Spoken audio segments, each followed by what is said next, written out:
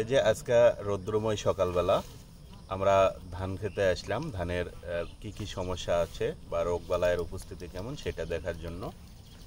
দেখেন এই মুহূর্তে আমাদের ধানে কিন্তু শীষ বের হয়ে যাচ্ছে।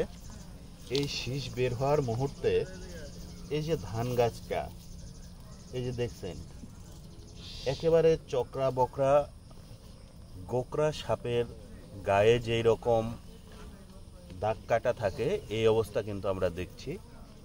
এবং জমিতে কিন্তু পানি নেই, তারপরেও এই রকম দাগ।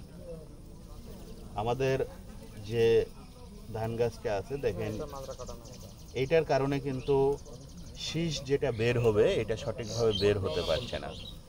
এই দাগে যদি আমি একটু হাত দিই, হাতে কিছু লাগে না, এটা একদমই শুকনো।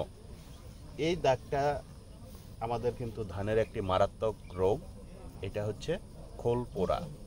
এই খোল পোড়া রোগ যখন বিস্তার লাভ করে, এটা শুধু খোলে থাকে না, এটা আমরা যদি দেখি ফেভারেবল কন্ডিশন অর্থাৎ অনুকূল আবহাওয়া যদি পাওয়া যায় তাহলে কিন্তু এটা একদম পাতায় চলে আসছে। দেখেন একদম গোকরা সাপের গায়ে যেরকম দাগ থাকে এরকম।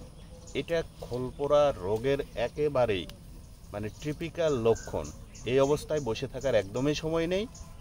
ভালো ব্র্যান্ডের ছত্রাকনাশক অবশ্যই আপনার জমিতে দিতে হবে, না হলে আপনার ফলন মারাত্মকভাবে ক্ষতিগ্রস্ত হবে।